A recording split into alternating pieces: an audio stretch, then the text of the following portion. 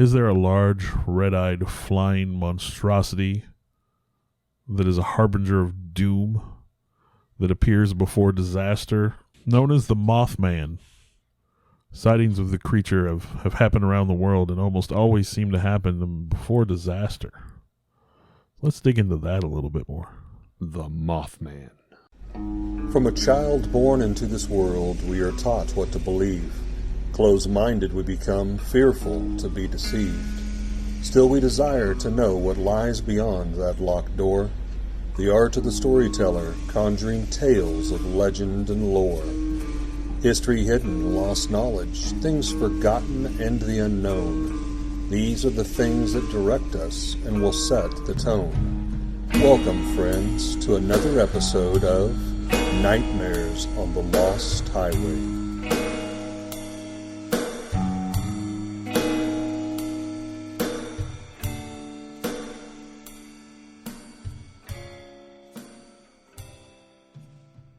First seen near Point Pleasant in West Virginia, the Mothman legend begins in 1966, November. The first sighting is two young couples, Roger and Linda Scarberry, and Steve and Mary Millette. They claimed they saw a large gray creature, is what they reported to police, with eyes that glowed red when the car's headlights struck them. They described it as a large flying man with 10-foot wings that followed their car as they were driving out of what was known as the TNT area, the site of a former World War II munitions plant. I think, Eric, you wanted to talk about that a little bit. I did a little research on this TNT area, and it's almost a standalone story itself.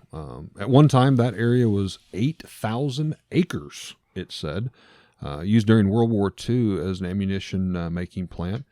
And due to the explosive nature, the explosives were actually stored in kind of an underground igloo-shaped bunkers, hundreds of these things covered with earth, which kind of gives it a creepy kind of setting anyhow, almost for a horror film. Yeah, I've seen pictures of it. It's kind of a weird looking place. Now, of course, I mean, if you're a Mothman and you need a place to hang out, maybe to live, to hang your coat. Yeah, some people claim the Mothman was living amongst those buildings. What better place than like these cavernous like bunkers? But yeah, and in its peak, it had nearly 1,000 employees at this place. It was huge. And of course, part of that making of the explosives left all types of contaminated soil and water, making people ill, and possibly adding to the paranormal activities, feelings, and sensations even today. They've tried to kind of reclaim it. They've done a lot of the big section as they declared as a wildlife refuge area. Still, the other part is a landfill. So there's that. It's considered today as kind of prime hunting and fishing grounds. However, ironic. They recently had an explosion there? They did. Well, I'll get to that. But they said the hunting and fishing grounds, okay, this is what it's known for, and wildlife refuge. However, it's still listed on today's EPA's national priority list as hazardous waste management. But yeah, in May of 2010, luckily no one was injured in this, but there was what was described as an accidental explosion which resulted from what they believed to be 20,000 pounds of unstable materials left in one of these bunkers. Obviously, it collapsed the bunker and several around. It doesn't sound like a good place to be. Maybe you're the one that's being hunted when you go here, It doesn't sound like mankind should be frequenting that area. Hunting and fishing. I'm not sure I'd want to eat anything out of that area. But, yeah, that's creepy enough by itself. Well, in this area, for over the course of almost just over a year, but up until December 15th of 1967, multiple people claimed to have seen this Mothman-like creature. Some associated it with sightings of UFOs. Mm-hmm. Some, a lot of people just thought it lived in the TNT area. Over the next few days, and like I said, almost a year, they say at least 100 people probably saw the Mothman. Very common sightings. Now, like with anything like this, the little green men and the like, the experts say there were probably more sightings than what were actually reported because, of course, people don't want to seem crazy when they talk about seeing. Don't want to be ridiculed. Yeah, they don't. A giant flying humanoid creature. There were lots of anecdotal tales of the Mothman attacking the roofs of parked cars occupied by teenagers. Mm-hmm. So, of course, what better way to, hey, we weren't out there doing anything. We got attacked by the Mothman. Wasn't for lack of trying, but that pesky Mothman. Yeah. 2 volunteer firemen said they saw what they described as a very large bird with red eyes at one point. The Mason County Sheriff, George Johnson, he commented on the sightings and said that it was probably due to an unusually large heron, for which he used the term shitepoke. Shitepoke. Kind of a weird word there. I don't know what that's supposed to mean. And the heron, the bird, of course, it seems to be a common... I think it does come up a lot. Excuse the Mothman, it was really this. And I'll kind of describe that a little bit later. Contractor Newell Partridge, he told Sheriff Johnson that he saw the creature, and when he aimed his flashlight at it in a nearby field, the eyes glowed as if like they were bicycle reflectors. He also blamed the beast for buzzing noises on his television and the disappearance of his German Shepherd. Ooh, dog meat. The buzzing noises on the TV, you know, that could go back to the UFO phenomenon. Now, wildlife biologist Robert L. Smith said all of the sightings that he had heard about the Mothman could be attributed to the sandhill crane. It was a large crane that's nearly as tall as a man. It has a 7-foot wingspan and reddish coloring around its eyes. But Point Pleasant, this area is well outside the typical migration route of such a bird. So if he was there, he would be out of place. It would still be a cryptid creature one way or the other. Right. Now, going back to the description, you've mentioned several times, and it's definitely, if you have a checklist of things for Mothman, glowing red eyes, seem to be kind of oversized eyes, if you will, similar to like a moth that would have. You had mentioned 10-foot wingspan. That seems to be pretty typical. Some smaller, some as much as they said 15 feet wingspans. Usually a dark colored body and kind of a stocky build. What I thought was interesting is the original name Mothman. Some of the sightings were more of a translucent, you could see through wings, where a lot of more, I'll say the more recent sightings almost seem to be feathered. Not a moth-like at all, but more of like a giant bird. But so we got some variances there, maybe evolving possibly, through the generations. Now, a lot of people that saw the Mothman throughout that year didn't think much about it beyond that it was a strange and unusual creature that didn't belong in their area. However, the Mothman lore would sort of change on December 15th, 1967, with the collapse of the Silver Bridge. Okay, the Silver Bridge was an I-bar chain suspension bridge built in 1928, and it carried U.S. Route 35 over the Ohio River, connecting Point Pleasant, West Virginia, and Gallipolis, Ohio. Right. And it got its name, I think, from the aluminum color of the bridge. Yeah. Now, December 15th, it collapsed under the weight of rush hour traffic. The bridge was full. It was Christmas time, give or take a few days. This resulted in the death of 46 people. Mm-hmm. 2 bodies, which were never recovered.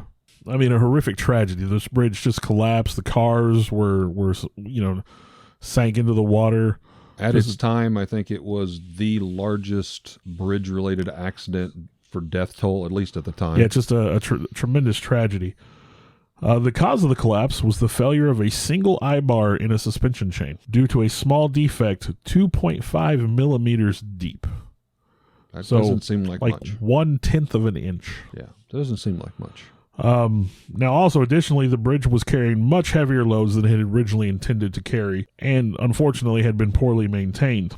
The legend of the Mothman would forever become associated with tragedy at that point. After that event, yeah. Because there were no more documented sightings of the Mothman after the collapse of the Silver Bridge. He just kind of vanished after that. Now, there's a lot of theories as to what Mothman is or was. Is it an alien? Is he a supernatural manifestation of some kind? A previously unknown species of animal? An interdimensional traveler? I liked that one. Interdimensional traveler, especially as we continue, we're going to talk about his association with tragedy. And I think that kind of fits pretty well. Maybe, is he here to warn us? Is he here as a harbinger? I mean... Well, and some of the interviews I was watching... you're kind of on the fence on what side you want to take, but it was a lot of people almost consider it like a guardian angel in a weird, twisted way, warning of the dire events beforehand. But going back to the Silver Bridge, I did want to touch base on one thing there. One of the ladies that was very active in keeping the Mothman legacy alive was Mary Hyrie. And she was a newspaper reporter for the Athens Messenger, the local newspaper there.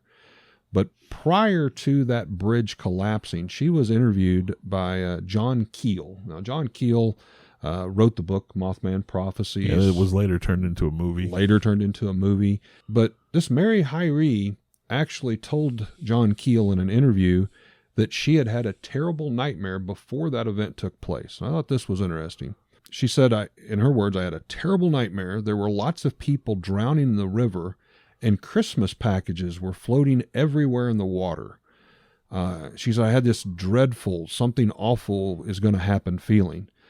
Now, when Keel had returned back to Point Pleasant around Thanksgiving 1967, other people in the area that he interviewed also randomly, not knowing that Mary Hyrie had that dream, also came forward saying they had nightmares of this bridge collapsing, bodies floating in the water, an association with Christmas packages or Christmas time. I did see a reference somewhere that said it seemed that people had been having prophetic experiences in the area that leading up to the collapse. For a very small town, especially at that time frame. So is the Mothman putting that in their heads, or dreamscape kind of stuff? Maybe, I don't know. Yeah. Going along with the association with the Mothman and other tragedies, we can go up to September 10th, 1978. And I may say this wrong, Freiburg, Germany. A mine collapse that resulted in the loss of an unspecified number of lives.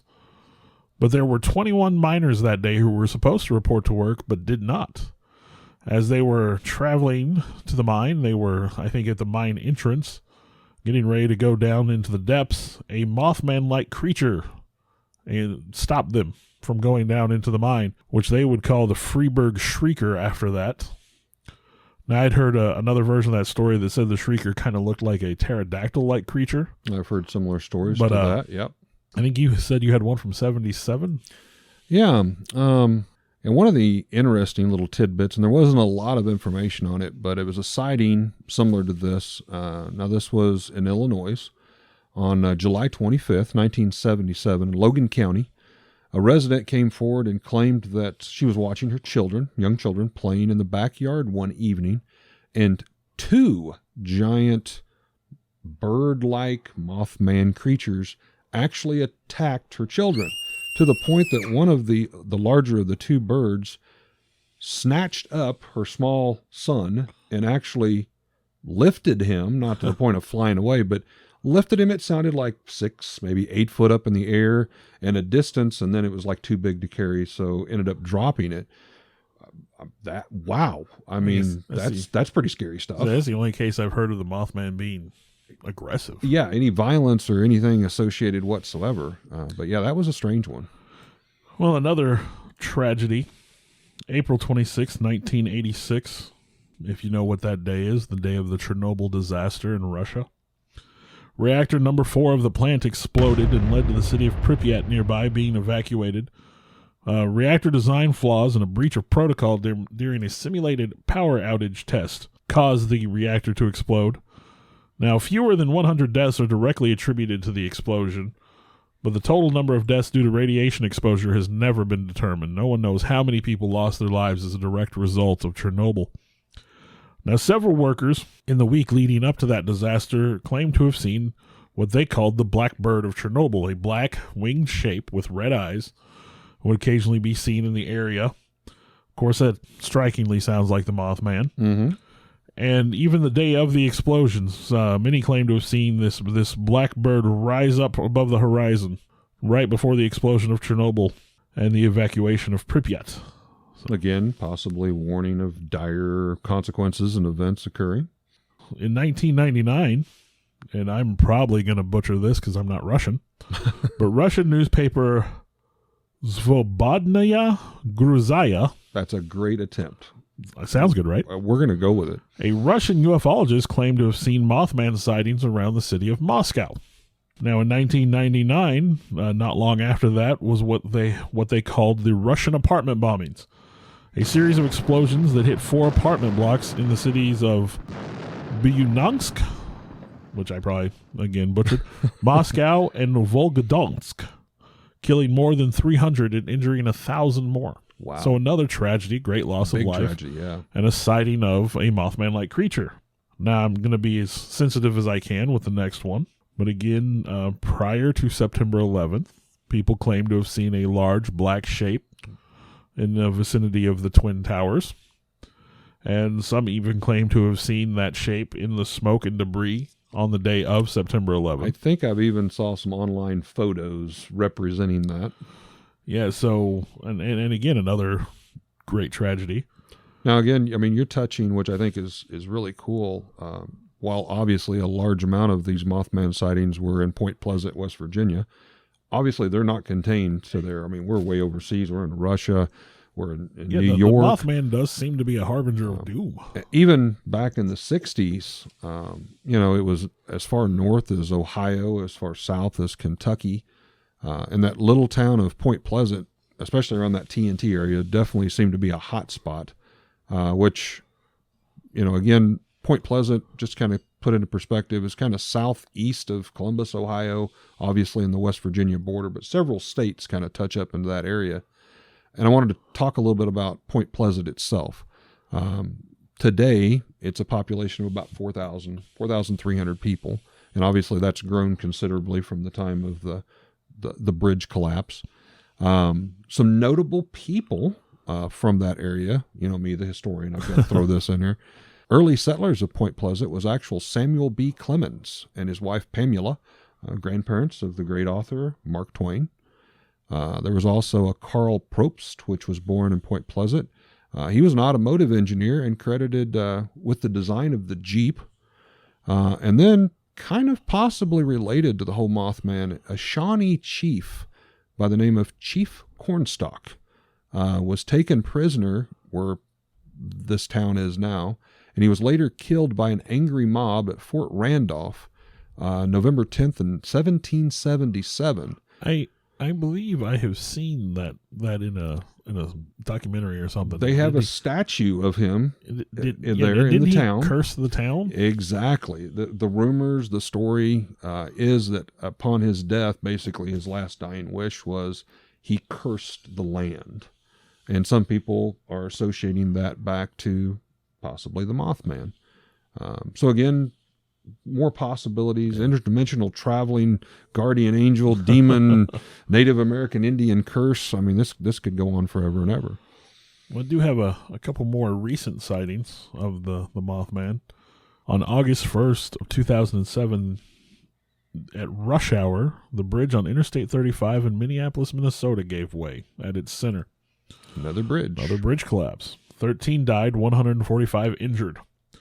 Reports after the fact trickled in of a Mothman-like figure that had started to appear near the bridge about a month prior. Now, here's an interesting one. In April of 2009, residents of La Junta, Mexico, or La Junta? Again. Probably La Junta. Began noticing a tall, hairy, winged creature with wide, bloodshot eyes. It chased one student relentlessly in what he described as those were 15 minutes of maximum despair. That's a good way to put it. Other witnesses claim to have heard the creature in an apple orchard near the Monaca Cemetery nearby. Strangely enough, at the same time that these sightings began, an outbreak of swine flu hit this small little village. Ooh. And, in these places that are kind of out of the way and underdeveloped, those outbreaks can be pretty significant. Yeah. Now, beginning in 2011 and all the way up until 2020, there's been a Mothman-like figure seen in the Chicago area. Came across several instances of you may have that. A little more than I do about the Mothman there. Well, in kind of my research, starting about 2017, it seemed to be, there was a huge spike, especially around the Chicago, Illinois area, for Mothman-like sightings. These continue all the way to present day. They kind of call it the Chicago Mothman, is kind of what it's dubbed. One recent sighting was in November 2019. A truck driver claimed to have saw this mysterious creature while he was working on the job. He was picking up a shipment of something at the O'Hare International Airport. And the witness said he was having a cigarette there at the backside of his truck, waiting to be loaded, when kind of in the distance he spotted something like a large bird standing upright in a parking lot up against a fence. He said in his statement it looked like a person with wings that were stretched out and they were flapping. So obviously the movement got his attention. From what I understood, that would stand out. It was kind of dusk, and it was almost romanticized with a big light that was kind of over top but casting some shadows. He said that he watched it for probably a period of 4 or 5 minutes, trying to convince himself of what he was seeing, and finally it just flew off. Now, reports like this have been numerous, especially over the past 3 years. I found as many as 55 sightings similar to this winged creature, all around the Chicago area. In January of 2018, the police was interviewing an employee of what was called the Logan Square Bar. And he said he spotted the Chicago Mothman gliding above the northwest side of the neighborhood one night, over and over. It was like it was circling. And this individual, he was a bouncer. His name was John, and I'll probably butcher his last name, but Amatrino. He reported it didn't look like a bat so much, and some of the illustrations that he had saw, but more of like a pterodactyl kind of creature with more of a long beak. So nothing really, he didn't think it was the Mothman, but obviously it was something out of place. And he said it didn't fly like any other bird he'd ever saw. So again, might have something significant going on in Chicago. Well, I was going to say, I don't, beyond the ordinary unfortunate gun violence that Chicago's known for. I can't think of any outstanding tragedy that the Mothman might have been there for. I did want to go back, and we'd mentioned Mary Hyre a little bit, and I think she's a key player in the early stages of the Mothman. She was born in 1915 and lived until February 15th of 1970. She was a newspaper reporter, as I'd mentioned, for the Athens Messenger. She was the manager of her office there on 6th Street in downtown Point Pleasant, West Virginia. And during the whole Mothman sightings, she was kind of first boots on the ground, so to speak. And she would pick up any stories that anyone would share with her in a column, which was named "Where the Waters Mingle" due to the association of the river. Yeah, I think I've heard that before. And that's what got author John Keel's attention, because as you had mentioned, people just kind of dismissed it. They were a little leery to talk about it, but because she was a native and mixed and mingled in the small town, people seemed to open up to her. And so she recorded a lot of those incidences up to the time of her death in 1970. Now, unfortunately, when she passed away, nobody really kind of picked up the pen. So a lot of those stories were kind of lost or passed down second or third generation. But John Keel heard about her and came and interviewed her several times there at Point Pleasant, and that's obviously where he got the majority of the content for his book. And this continued on, but she mentioned early on that she had multiple accounts with the Men in Black that would show up at her little newspaper office and kind of persuade her, might be the best way to say, to cease and desist. Well, the Men in Black are typically there. And again, we could probably do an entire episode on Men in Black. Oh goodness, yes. But that it's not Tommy Lee Jones and Will Smith. It's an intimidation, like what you saw. You don't think a good representation of the lore is definitely in the X-Files, right, where it's like, okay, you think you saw a UFO, but if you tell anybody you saw a UFO, they're never going to find your body in the desert, kind of thing. Yeah, intimidation factors. Well, Mary, especially for this time, become relentless after she was basically, I think it was maybe that newspaper editor type, spirit that she had. After the Men in Black showed up, she's like, oh yeah, I'm going to take this the step further. I'm going to interview people. I'm going to record as many stories as I can. She was just relentless in her endeavor to report this strange phenomenon, regardless of what the Men in Black tried to get her to do or not do. Her most notorious and well-known stories was one in which she regretted having to write. And these were numerous reports that she released on the collapse of the Point Pleasant Silver Bridge and how it killed 46 people that we had talked about. And she was just heartbroken over this. And part of that, I think, goes back to her later sharing with with Mr. Keel that she had a vision, a nightmare of that event. It was almost like she took that personal. And some people believe it was, 2 years after that she actually died. It may be that, she believed that she could have done something. But again, when you think of prophecy and things like that and visions of the future, can you change those things? That's one of those. Maybe you're seeing the immutable. There's nothing you can do. Is it a gift? Is it a curse? Are they going to shut down an entire bridge? From what one lady says? Yeah, because one woman had a dream. Yeah. We talked about John Keel and the Mothman prophecies. Have you ever seen the Mothman prophecies movie with Richard Gere? I have. I don't know about you. I find it a hard watch. That's a good way to put it. Yes. I took my wife to see it before she became my wife, thinking that would be interesting. There was a Mothman story. Obviously, I'd heard of the Mothman. I thought that'd be.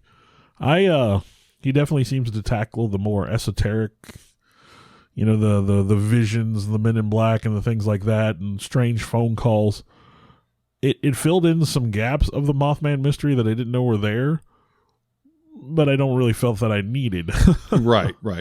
So well, and he even talked about in an interview, as I said, the early reporter, Mary Hyrie, had passed away in 1970. So it's like he had a good foundation, and then there was a certain period of time there that it was lost, and he didn't use the word ad lib, but he had to struggle a bit more to find filling for that area. And I mean, people having prophetic dreams and encounters with the Men in Black, and we don't touch on it here, but you have Indrid Cold, I think, is a name that comes up as a UFO encounter almost at the same time. Right. And it's like, okay, maybe you had multiple things that were happening that didn't necessarily relate directly to the Mothman. Well, and again, you had the TNT installation there with goodness knows what being, in the water, could be well water or soil, all kinds of stuff.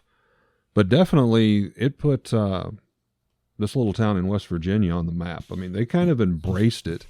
They have a Mothman festival. Well, I was going to say, you want to talk about the legacy of the Mothman, and right here in my notes, Point Pleasant has embraced the Mothman.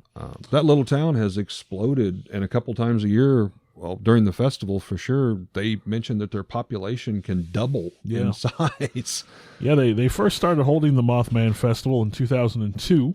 They wanted to find something to celebrate their town and its uniqueness, and it doesn't get much more unique than being the birthplace of the Mothman. Absolutely.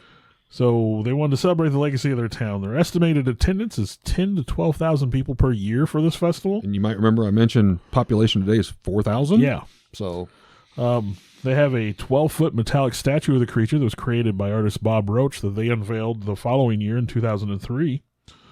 And in 2005, they opened up the Mothman Museum and Research Center. So they've really gone all in on Mothman. And the Mothman Museum, that is going to be one of my stops and a future trip. I've got to go see that. It's actually open 7 days a week, closed, I think, on Thanksgiving and Christmas, right there on 400 Main Street in Point Pleasant.